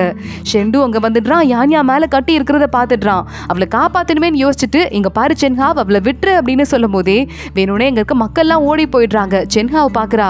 யானியாவை கட்டி இருக்கிற கயிறை அறுத்து விட்டுடுறா. யானியா பொத்துன்னு கீழே விழுற மாதிரி போக வேகமா நம்ம ஷெண்டு போட்டை கொண்டு வந்து அவளை அப்படியே பிடிச்சு காப்பாத்திடுறான். ஷெண்டு இங்க ரொம்ப ஆபத்துரா அப்படின்னு யானியா கண்ணை முடிச்சு சொல்லிக்கிட்டு இருக்கா. கரெக்டா அந்த நேரம்னு பார்த்து வேகமா சண்டை நடக்க ஆரம்பிக்குது. சென்ஹாவுக்கும் ஷெண்டுக்கும் சண்டை நடந்துட்டு இருக்கு. மாறி மாறி போய் பொத்துன்னு விழுந்துட்டு இருக்கு. நம்ம ஷெண்டுக்கு அங்க இருக்க மயக்கம் இருந்தால பயங்கரமா மயக்கம் வந்துட்டே இருக்கு. ஆனா உடம்ப கொஞ்சம் கொஞ்சமா வெட்டி வெட்டி சண்டையில வந்து கான்சென்ட்ரேட் பண்ண ஆரம்பிக்கிறான். அப்பதான் வலி இருந்தாதான் அந்த மயக்கம் வராது அப்படின்னு. மறுபடியும் இந்த சென்ஹாவ் பக்கத்துல கொல்ற மாதிரி வரும்போது ஷெண்டு ஒரு கத்தியை தூக்கி போட அந்த லேடியோட தலை தனியா போயிருது, ஆத்துக்குள்ள விழுந்துருது. ஆனா நம்ம ஷெண்டு அப்படியே மயங்கி கீழே விழுந்துடுறான். யானியா ஷெண்டு ஷெண்டுன்னு கத்த ஆரம்பிக்க மழை வந்துருது, யாரும் காப்பாத்த வரல. ரொம்ப நேரமா அழுதுட்டு இருக்கா. ஷெண்டு அவளால தூக்க கூட முடியல. கொஞ்ச நேரத்துக்கு அப்புறமா அங்க நம்ம ஷெண்டுவோட அசிஸ்டன்ட் ஆளுங்களா வந்துட்டு வேகமா யானியா கிட்ட வந்து ஒண்ணும் இல்ல மேடம் அப்படின்னு நம்ம ஷெண்டுவை காப்பாத்தி வேகமா வீட்டுக்கு கொண்டு போறாங்க. அப்ப தூரமா அதை யாரும் வந்து பார்த்து நர்வஸா பாத்துட்டு இருக்காங்க. அதோட தான் இந்த எபிசோட் முடியுது. யானியா ஷெண்டுவை ரூம்ல கொண்டு வந்து படுக்க வச்சுட்டு காயத்துல இருந்து ரத்தம் வலிஞ்சிட்டே இருக்கு. கையை வச்சு தடுத்து நிறுத்திட்டு இருக்கா. அசிஸ்டன்ட் வந்தானா இல்லையா அப்படின்னு மேனேஜரை கூப்பிட்டு கேட்க மழை கொட்ட ஆரம்பிக்குது. எங்கேயும் போக்குவரத்து தடைப்பட்டிருக்கு அப்படிங்கறதால அசிஸ்டன்ட்டும் இன்னும் வரலங்க, என்ன பண்றதுன்னு தெரியலன்னு மேனேஜர் சொல்றாரு. வேற வழியே இல்ல, நானே ஆரம்பிக்கிறேன், இதெல்லாம் கொண்டு வாங்கன்னு சில ஐட்டத்தெல்லாம் நம்ம யானியா சொல்ல அந்த மேனேஜரும் கொண்டு வராரு. நம்ம ஷெண்டுக்கு காயத்தெல்லாம் கிளீன் பண்ணிட்டு மருந்தெல்லாம் கொட்டிட்டு யானையாவே ட்ரீட்மெண்ட் பார்க்க ஆரம்பிக்கிறா. நான் இதுவரைய டெட் பாடிஸ்க்கு மட்டும் தான் அந்த தையல் போட்டிருக்கேன், ஆனா வந்து எனக்கு வழி இல்லை, உனக்கு ரத்தம் வரதை நிறுத்தணும்னா இந்த தையலை நான் போட்டுதான் ஆகணும் அப்படின்னு கடவுளை வேண்டிட்டு நல்ல ஊசியை நெருப்புல காட்டி சுத்தம் பண்ணிட்டு தையல் போட ஆரம்பிக்கிறா. ஷெண்டு வழியில அப்படியே முனக்க ஆரம்பிக்கிறா. மேனேஜர் பக்கத்துல நின்று எல்லாத்தையும் பார்த்துட்டு இருக்காரு. தையல் போட்டு முடிச்சதுமே நம்ம ஷெண்டுவோட உடம்பு நெருப்பா கொதிக்குது. சீக்கிரமா அவன் தலையில ஈர துணியை வச்சுட்டு இது கொஞ்சமா சரி பண்ணும், எப்பயாவது ஷெண்டுவோட அசிஸ்டன்ட் வந்துட்டானா டாக்டரை கூட்டிட்டு உள்ள வர சொல்லுங்கன்னு சொல்ல மேனேஜர் அங்கிருந்து கிளம்பி போறாரு. யானியா ஷெண்டுவோட கையை பிடிச்சிட்டு நீ மறுபடியும் என்னை காப்பாத்திட்ட, என்னால ஆனா மறுபடியும் உனக்கு ஆபத்து வந்துருச்சு அப்படின்னு சொல்லிட்டு அழுதுட்டு இருக்கா. இங்க இன்னொரு பக்கம் அந்த சென்ஹாவ் அப்படின்னு லேடி இறந்து போனால அவ உடம்ப கொண்டு வந்து பக்காவா வச்சுட்டு அதுல இருந்து அவ மாஸ்க் எடுத்து இன்னொரு பொண்ணு பக்கத்துல இருக்கா, அந்த மாஸ்க் அந்த பொண்ணு போட்டுக்கிறா. கரெக்டா அங்க லூஜின் வந்துடுறான். சென்ஹாவ் இறந்துட்டாலான்னு பக்கத்துல வந்து பாக்குறான். கண்ணுல இருந்து கண்ணீர் கொட்ட ஆரம்பிக்குது. ஆனா கண்ணீரால இப்ப பிரயோஜனம் இல்ல, ஷெண்டு தான் அதுக்கெல்லாம் காரணம், அவருக்கான தண்டனை எல்லாம் அனுபவிப்பான் அப்படின்னு லூஜின் சொல்லிக்கிட்டு இருக்கான். சும்மா விடக்கூடாதுன்னு இந்த பக்கத்துல ஒரு பொண்ணு மாஸ்க் போட்டுட்டு இருக்கால அவளும் அழ ஆரம்பிக்கிறா. இங்க பார்த்தா அரண்மனையில ராஜமாதா முன்னாடி நின்னுட்டு இருக்காங்க. இந்த கேஸ் விஷயம் வருது. இந்த மாதிரி இந்த சென்ஹாவை நேத்து தான் ஷெண்டு கொன்னாரா அப்படின்னு சொல்லிட்டு இருக்க உடனே ராஜமாதா கேக்குறாங்க, இந்த லூஜின் அந்த லேடிக்கு மரண தண்டனை கொடுத்தேன்னு சொன்னா அப்புறம் எப்படி இந்த லேடி மறுபடியும் உயிரோட வந்திருக்க முடியும், அப்ப லூஜின் மேலதானே தப்பு இருக்கு அப்படின்னு கேட்டுட்டு இருக்காங்க. பிரின்சஸும் சொல்லிக்கிட்டு இருக்கா, நானும் லூஜின் இப்படி பண்ணுவாருன்னு எதிர்பார்க்கவே இல்லை அப்படின்னு ரெண்டா ஏத்தி விட்டுட்டு இருக்கா. அதே மாதிரி பிரின்ஸும் வாயை மூடிட்டு லூஜின் மேலதான் தப்புங்கிற மாதிரி அமைதியா உட்காந்துட்டு இருக்க. ராஜமாதா என்னப்பா மறைக்கிறதுக்கு ட்ரை பண்ணேன்னு கேட்க லூஜின் காலில் விழுந்து, இல்ல ராஜமாதா நான் அப்படிலாம் எதுவும் பண்ணல, என் கவனம் செதறி ஏதாவது நடந்திருக்கலாம், ஆனா இப்ப இந்த சென்ஹாவ் இறந்து போயிட்டா திரும்பி வரமாட்டா அப்படின்னு சொல்லிக்கிட்டு இருக்க. ராஜமாதா உடனே நீ பண்ணது தப்புதான், அதனால நான் உனக்கு ஒரு தண்டனை ஒண்ணு கொடுக்குறேன், உனக்கு 1 வருஷத்துக்கு சம்பளம் எதுவும் கிடையாது, நீ போய் வேலையை பார்க்கணும் புரியுதான்னு ராஜமாதா சொல்ல, என்னை கொல்லாம உயிரோட விட்டதுக்கு ரொம்ப நன்றி அப்படின்னு லூஜின் காலில் விழுந்துட்டு இருக்கான். ஷெண்டுவை காப்பாத்துறதுக்கு இருக்கிறதுலே பெஸ்ட் டாக்டரா அனுப்புங்க அப்படின்னு ஷூபானியை பார்த்து ராஜமாதா சொல்லிக்கிட்டு இருக்கா. இங்க பிரைம் மினிஸ்டர் கிட்ட நம்ம பிரின்சஸ் வந்துட்டு லூஜின் இவ்வளவு பெரிய தப்பு பண்ணிருக்கான், ஆனா ராஜமாதா அவனுக்கு இவ்வளவு கருணை காட்டுறாங்க, ஏன் என்ன விஷயமா இருக்கும் அப்படின்னு கேட்டுட்டு இருக்க. பிரின்ஸும் அங்க வந்துடுறான். அரண்மனையில இதெல்லாம் பேசுறது சரியா இருக்காதக்கா, அப்புறமா பேசிக்கலாம்னு சொல்ல, ரொம்ப நல்லவ மாதிரி நடிக்காத அப்படின்னு பிரின்சஸ் அங்க இருந்து தம்பியை பார்த்து சொல்லிட்டு கிளம்புறா. இங்க நம்ம ஷெண்டு கண்ணு முழிக்கிறான். கண்ணு முழிச்சு பார்த்தா யானியா பக்கத்துலயே உட்காந்துட்டு இருக்கா. உட்காந்துட்டு எப்படா அவன் எந்திரிப்பான் அப்படின்னு பார்த்து பார்த்து மயங்கி தூங்கியே போயிருக்கா. இவ லைட்டா அதை அசைறது கேட்டு யானியா எந்திரிக்க ஷெண்டு மறுபடியும் மயக்கத்துல இருக்கிற மாதிரியே ஒரு ஆக்ஷனை போட்டுட்டு இருக்கான். யானியா ஷெண்டுவை நல்லா போத்தி விட்டுட்டு சீக்கிரம் எஞ்சிரு, இதுக்கு மேல நல்ல முடியாது, நேத்து உடம்பு நெருப்பா கொதிச்சுது, இப்போ சரியாயிடுச்சு, அப்ப நீ எந்திரிச்சிடணும் தானே அப்படின்னு அவனையே பார்த்துட்டு கையில நம்ம ஷெண்டு சின்ன வயசுல கொடுத்த அந்த டாலர் ஒன்று வச்சுட்டு இருப்பால அதை காட்டி அவ்வளோ பெரிய ஆபத்துல இருந்தே நீ மீண்டு வந்த, இதெல்லாம் உனக்கு சாதாரணமா அப்படின்னு கேட்டுட்டு இருக்க. நம்ம ஷெண்டு வந்து டாலரை பார்த்துடுறான். ஒரு குட்டி பொண்ணு அவனுக்கு சாப்பாடு கொடுக்க வரும்போது, எனக்கு நீ டெய்லி சாப்பாடு கொடுக்குற, இது என் குடும்ப சின்னம், இதை நீ வச்சுக்கோ அப்படின்னு ஷெண்டு அந்த பொண்ணு கழுத்துல கொடுத்துட்டு இருக்கான். நான் சீக்கிரமா திரும்பி வந்து உன் குடும்பத்துக்கு கெட்ட பேர் இருக்குல்ல அந்த பேர்லாம் போக்குறதுக்காக நானே கேஸ் எடுத்து வாதாடுவேன் ஓகேவா அப்படின்னு யானியா அங்கிருந்து கிளம்பி போயிருக்கா. ஷெண்டு அதை பார்த்து நின்றுட்டு இருந்திருக்கான். இப்போ அந்த ஞாபகம் வந்துருது. இதை பார்த்துட்டு நீ தான் அந்த பொண்ணா அப்படின்னு ஷாக் ஆயிட்டு பார்த்துட்டு இருக்கான். மறுபடியும் கண்ணை மூடிட்டு இருக்க. யானியா திரும்புறா. போதும் எந்திரி, சரி ஓகே புது ட்ரெஸ் மாத்தி விடுறேன், எப்பவுமே நீ ஃப்ரெஷ்ஷாவே இருந்தனா உடம்பு சீக்கிரமா குணமாகும்ல அப்படின்னு யானியா ட்ரெஸ் சேஞ்ச் பண்றதுக்காக உள்ள போயிட்டு இருக்கா. ட்ரெஸ் எல்லாம் எடுத்துட்டு வந்துட்டு இருக்கா. நம்ம ஷெண்டு கண்ணை மூடிட்டே படுத்துட்டு இருக்கான். எத்தனையோ பாடிக்கு நான் அது வரைய போஸ்ட்மார்ட்டம் பண்ணிருக்கேன், ஒரு பையனுக்கு ட்ரெஸ் மாத்துறதுக்கு நான் ஏன் வைக்க பண்ணும், எதுக்கு பயப்படணும் அப்படின்னு கேட்டுட்டு நல்லா ஷெண்டுவை தூக்கலாம் அப்படின்னு ட்ரை பண்ணிட்டு இருக்க. அவன் பில்லோக்கு பின்னாடி ஒரு குட்டி கூட மாதிரி இருக்கு, பண்ணி கூட, அதை பார்த்தா உள்ள ஏதோ லெட்டர் ஒன்று இருக்கு. அதை யானியா எடுக்கிறா. ஏதோ ஒரு லெட்டர் ஒன்று இருக்கு. கண்டிப்பா அந்த ஹேண்ட் ரைட்டிங் ஒரு பொண்ணோட ஹேண்ட் ரைட்டிங் இவ்வளோ அழகா இருக்கு. ஷெண்டு மறக்க முடியாத பொண்ணு இவதான் போல அப்படின்னு யானியாக்கு சோகமாயிடுது. மறுபடியும் அந்த லெட்டரை உள்ள வச்சுட்டு கவலைப்படாத, என்னதான் நான் உன்கிட்ட இவ்வளவு க்ளோஸா பழகினாலும் நம்ம சொன்ன அந்த டார்கெட் முடிஞ்சதுக்கு அப்புறமா உன்னை விட்டுட்டு நான் போயிருவேன், டிவோர்ஸ் பண்ணிடுவேன் அப்படின்னு சொல்லிக்கிட்டு இருக்கா. ஷெண்டுக்கு அப்படியே இருக்கிற கோவத்துல அந்த பெட்ஷீட் இருக்கே அதை பிடிச்சி அப்படியே நெரிச்சிட்டு இருக்கான். இவன் நம்ம டிவோர்ஸ் பண்ணிடலாம் அப்படின்னு சொல்றது வெளியே இருந்து யாரோ கேட்டுட்டு இருக்காங்க. கதவு திறக்குது. சூச்சு எட்டி பார்த்து எனது டிவோர்ஸ் பண்ண போறியா, இது ஃபேக் கல்யாணமான்னு கேக்குறா. யானியா பார்த்து ஷாக் ஆயிட்டு நீ எப்படி உள்ள வந்த அப்படின்னு கூட்டு போயிட்டு அவளை ஓரமா உட்கார வச்சுட்டு இதெல்லாம் வெளியே தெரியக்கூடாதுன்னு சொல்ல, இங்க பாரு நான் நினைச்சேன் ஒயிட் கோஸ்ட் கிட்ட யாராவது நிம்மதியா வாழ முடியுமா, ஆனா இந்த அளவுக்கு ஃபேக் கல்யாணம் எனக்கு தெரியாம போயிருச்சேடி. சரி பரவாயில்ல, எத்தனை நாளைக்கு இந்த ஃபேக் வாழ்க்கையை நீ வாழ்ந்துட்டு இருக்க முடியும், நான் உனக்கு நல்ல மாப்பிளையா நான் பார்த்து கொடுக்கவா, இது ஒன்றும் கவலைப்படுற மாதிரி விஷயமே கிடையாது. அதான் என் கூட ஒரு அசிஸ்டன்ட் பையன் ஒருத்தன் கூட சுத்திக்கிட்டே இருந்தான்ல, அதான் ஜியாங்கு, அவனை பேசாம உனக்கு நான் முடிச்சு விடவா அப்படின்னு கேட்க சூச்சுவை பாக்குறா யானியா. என்னடி பேசிட்டு இருக்க, வாய் மூடு அப்படின்னு சொல்லிட்டு, சரி அந்த பையன் வேணா விடு, இன்னொரு பையன் இருக்கானே அதான் அந்த இன்ஸ்பெக்டர், அவனுக்கு தான் உன்னை ரொம்ப பிடிக்கும் போலயே, அந்த பையனை பேசலாமா அப்படின்னு சூச்சு சூச்சு கேட்க ஷெண்டு கோவத்துல பெட்ஷீட்டை போட்டு அப்படியே நசுக்கி எடுத்துட்டு இருக்கான். யானியா பார்த்துட்டு அந்த பையன் மேல எனக்கு ஒரு மரியாதை தாண்டி இருக்கு, லவ் எல்லாம் இல்ல, நீ பாட்டுக்கு கண்டதையும் பேசாதன்னு சொல்ல லவ் எல்லாம் போக போக வரும்டி, எத்தனை நாளைக்கு ஃபேக் லைஃப் வாழ்ந்துட்டு இந்த ஷெண்டு கூடயே இருக்க முடியும், ஒயிட் கோஸ்ட் வாழ்க்கை நமக்கு தேவையா அப்படின்னு கேட்க லைட்டா ஷெண்டு இரும ஆரம்பிக்கிறான். எனக்கு காயம் தான் பட்டிருக்கே தவிர நான் இன்னும் சாகல அப்படின்னு சொல்லிக்கிட்டு இருக்கான். யானியா பார்த்துட்டு வேகமா ஓடி போயிட்டு ஷெண்டு ஏஞ்சிட்டியா அப்படின்னு கேட்க ஷெண்டு நேரா சூச்சுவை பார்த்து ஒழுங்கு மரியாதையா அங்கேருந்து ஓடி போயிடுன்னு சொல்ல சூச்சு பாய் அப்படின்னு சொல்லிட்டு அங்கேருந்து ஜாலியா கிளம்பிட்டு இருக்கா. ஷெண்டுவை யானியா பார்த்துட்டு எப்போ நீ எந்திரிச்சேன்னு கேட்க இப்பதான் எந்திரிச்சேன், திடீர்னு எந்திரிச்சிட்டேன் அப்படின்னு ஷெண்டு சொல்றான். முதல்ல நீ படு அப்படின்னு யானியா அவனை படுக்க வச்சுட்டு நீ மட்டும் இல்லைன்னா நான் இறந்து போயிருப்பேன், என்னாலதான் உனக்கு அடிபட்டுருச்சுன்னு சொல்ல எனக்கு யாரு ட்ரீட்மெண்ட்லாம் பார்த்தா நீ தானே, இதுக்கும் அதுக்கும் சரியா போயிடுச்சு அப்படின்னு ஷெண்டு சொல்லிக்கிட்டு இருக்கான். ஆமா உனக்கு அடிபட்டதுல நானும் அசிஸ்டன்ட்டும் வேகமா ஒன்ன தூக்கிட்டு ஓடி வந்துட்டோம், அதுக்கப்புறம் யாரோ வந்து அந்த லேடியோட பாடியே எடுத்துட்டு போயிட்டாங்களாம், எனக்கு தெரிஞ்சது இந்த லூஜனோட ஆளுங்க தான் அது போல, ஏன்னா மக்கள் கிட்ட கேட்டப்போ போலீஸ் தான் சொன்னாங்க அப்படின்னு யானியா சொல்றா. ஷெண்டு கண்ணை மூடி படுத்துக்கிறான். சரி நீ ரெஸ்ட் எடு அப்படின்னு யானியா அங்கிருந்து வெளியே போறா. ஷெண்டு கண்ணுல இருந்து கண்ணீரா கொட்ட ஆரம்பிக்குது. யானியா தான் அது அப்படின்னு சொல்லிட்டு நல்ல வேலை அது நீயா இருக்க, வேற யாரும் இல்ல அப்படின்னு நம்ம ஷெண்டு அழுதுட்டு இருக்கான். யானியா சீக்கிரமா மேனேஜர் கிட்ட போயிட்டு ஷெண்டு எந்திரிச்சிட்டான், டாக்டரை வர சொல்லுங்கன்னு பேசிட்டே நேரா அடுத்து சூச்சுவை பக்கத்துக்கு வந்துடுறா. எதுக்குடி இங்க வந்து உட்காந்துட்டு இருக்க அப்படின்னு யானியா கேட்க எங்க அப்பா இருக்காருலடி, நான் காசு தண்ணி மாதிரி செலவு பண்றேன் அப்படின்னு எனக்கு காசு தர மாட்டேங்கிறாரு, அந்த கடை ஒன்று இருக்கும்ல அங்க டிராமா போடுவாங்களே சூப்பரா டிராமா போட்டுட்டு இருக்காங்க, டிப்ஸ் கொடுக்குறேன்னு எல்லா காசும் எடுத்து கொடுத்துட்டேன், இப்போ சாப்பாட்டுக்கு காசு இல்ல, உங்க மேனேஜர் கிட்ட சொல்லி எனக்கு சாப்பாடு ஏற்பாடு பண்ண சொல்றீ அப்படின்னு சொல்ல யானியா பார்த்து சிரிக்கிறா. மேனேஜரை கூப்பிடுறா. இந்த மாதிரி இந்த சூச்சுக்கும் அதே மாதிரி யுன்சி இருக்காளே அவளுக்கும் சேர்த்து சாப்பாடு ஏற்பாடு பண்ணுங்க, இன்னொன்னு பார்சல் பண்ணுங்க, நான் உள்ள போய் எடுத்துட்டு போய் ஷெண்டு கூட சாப்பிடுறேன் அப்படின்னு யானியா சொல்லிக்கிட்டு இருக்கா. இங்க வேகமா வந்துட்டு நம்ம யூச்சியும் வந்துகிட்டு இருக்க, பக்கத்துல வந்து சூச்சு உட்காந்துக்கிறா. ஏய் யூச்சி இன்னும் எத்தனை நாளைக்கு நீ இங்க இருக்க போற அப்படின்னு கேட்க நானும் அதை தான் கேட்கணும்னு ஆசைப்படுறேன், இந்த யானியாக்கு ஷெண்டு கூட சேர்ந்து வாழணுங்கிற ஐடியாவே இல்ல, எத்தனை நாளைக்கு அவ வாழ்க்கையை வேஸ்ட் பண்ணிட்டு இங்கே இருக்க போறான்னு கேட்க அதே தானே நானும் கேட்கிறேன் அப்படின்னு சூச்சு சொல்லிக்கிட்டு இருக்கா. அதுக்குள்ள சாப்பாடு வந்துருது. அவங்க ரெண்டு பேரும் சாப்பிட உட்காடுறாங்க. நம்ம யானியா நம்ம ஷெண்டு கூட சாப்பிடலாம் அப்படின்னு உள்ள வந்துட்டு இருக்கா. இங்க நமக்கு லூஜனோட அரண்மனையை காட்டுறாங்க. லூஜன் அரண்மனையில இந்த பறவைக்கெல்லாம் சாப்பாடு போட்டுட்டு கேஸ் ஆரம்பிச்சிருச்சு. எல்லாரும் திரும்பி பார்த்துட்டு இருக்காங்க. அதுல கொஞ்சம் மசாலா பொடியை சேர்த்து விடலான்னு அசிஸ்டன்ட்டை கூப்பிட்டு இதை கொண்டு போய் நான் கொடுக்க வேண்டிய இடத்துல கொடுத்துருன்னு சொல்ல அந்த ஒரு பாக்ஸ் ஒன்று இருக்கு, அதை அந்த அசிஸ்டன்ட்டும் எடுத்துட்டு போயிட்டு இருக்கான். இங்க யானியா சாப்பிட்டு முடிச்சுட்டு வெளியே வரும்போது பார்த்தா யுன்சியும் சூச்சுவும் ரொம்ப க்ளோஸ் ஆயிடுறாங்க. ரெண்டு பேரும் பேசி இருக்கிறத பார்த்துட்டு யானியா ஷாக் ஆயிடுறா. என்னடி நடக்குதுங்க அப்படின்னு. நாங்க க்ளோஸ் ஆயிட்டோம், ஒரு பொண்ணு மனசு இன்னொரு பொண்ணுக்கு தான் நல்லா புரியும், உனக்கு ஒரு மாப்பிள்ள பார்க்கணும்னு முடிவு பண்ணிட்டோம், அதுக்கு முதல் வேலை என்ன தெரியுமா, கோவிலுக்கு போய் அங்க குறி கேட்கறது, ஜாதகம் பாக்குறது அப்படின்னு ரெண்டு பேரும் சொல்றாங்க. ஷெண்டு காதுல எல்லாமே விழுந்துட்டு இருக்கு. ஷெண்டு கொஞ்சம் கொஞ்சமா நடக்க முடியாம நடந்து வந்து பக்கத்துல நின்னுட்டு இருக்கா. அம்மா நீ என்ன நினைச்சிட்டு இருக்க, கோஸ்ட் கூட வாழ்ந்து கோஸ்ட் கிட்ட காதல விழுந்துட்டியா என்ன அப்படின்னு ரெண்டு பேரும் கேட்க யானியா பார்த்துட்டு அதெல்லாம் ஒண்ணும் இல்லையே, என் டெய்லிங் முடிஞ்சோம் நான் கிளம்பி போயிருவேன் அப்படின்னு வெக்கப்பட்டுட்டு சொல்றா. ஷெண்டு காதல இது விழுது. ரொம்ப கோவத்தோட பக்கத்துல வந்து நிக்க பாக்குறான். கோயிலுக்கு போகணும் அவ்வளவுதானே, நாளைக்கு போலாம் அப்படின்னு யானியா சொல்லிட்டு அவங்க ரெண்டு பேரும் போனதுக்கு அப்புறம் ஷெண்டுவை நம்ம லவ் பண்றோமே அப்படின்னு மனசுக்குள்ள ஒரு குழப்பத்தோட யோசிச்சுட்டு இருக்கா.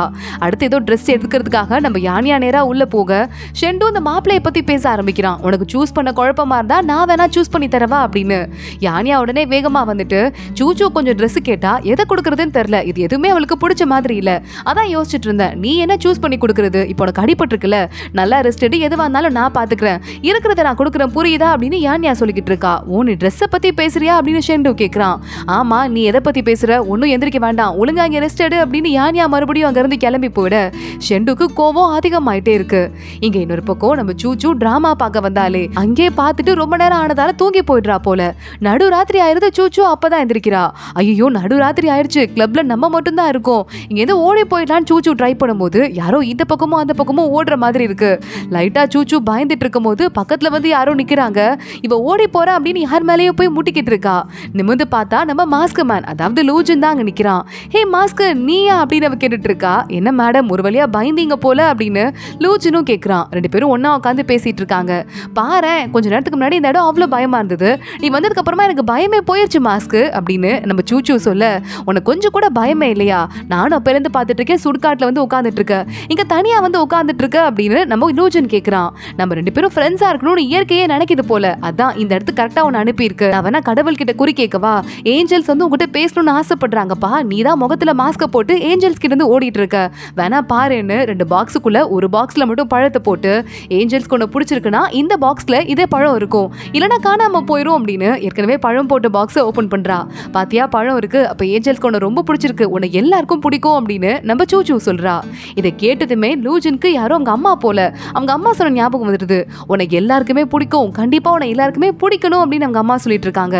அதை பத்தி யோசிச்சு பார்த்துட்டு அவன் ஒரு மாதிரி இப்படி சைலண்டா இருக்கான். எனக்கு இந்த சீரீஸ் ரொம்பவே பிடிச்சிருக்கும் அப்படின்னு நினைக்கிறேன். இப்போ அதே மாதிரி அடுத்தடுத்து பார்ட்ஸும் அதே மாதிரி அடுத்தடுத்து புது மூவி ஃபார்மேட்ல எல்லா சீரீஸும் வரப்போகுது. எதையும் மிஸ் பண்ணாம பார்க்கறதுக்காக இப்பவே சேனலை சப்ஸ்கிரைப் பண்ணிக்கோங்க, பெல் ஐக்கானையும் கிளிக் பண்ணிக்கோங்க. ஒரு அட்டகாசமான அடுத்த வீடியோவோட பார்க்குறேன். அது வரைய பாய்.